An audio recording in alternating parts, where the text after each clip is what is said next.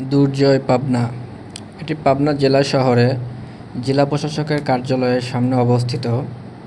1971 সালে বাংলাদেশের মহান মুক্তিযুদ্ধের শহীদদের স্মরণে এই দুর্জয় পাবনাকে নির্মাণ করা হয়। এখানে পাবনা জেলার সকল উপজেলায় নিহত শহীদদের স্মরণে তাদের নাম ফলক তৈরি করা হয়েছে।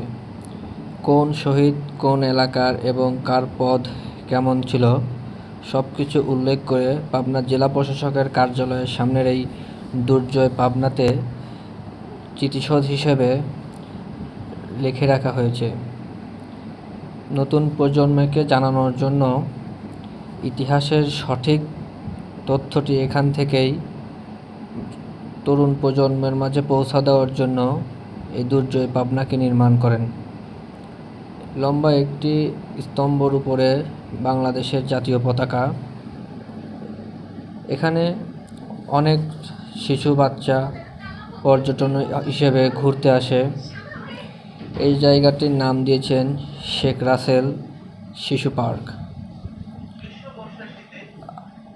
আজকে আপনাদেরকে এই দুর্জয় পাবনার এই তথ্যটি আমরা দেখানোর চেষ্টা করেছি যে কীভাবে দুর্জয় পাবনাটি এই মহান মুক্তিযুদ্ধের স্মৃতি বহন করে জেলার এক কোণে দাঁড়িয়ে রয়েছে।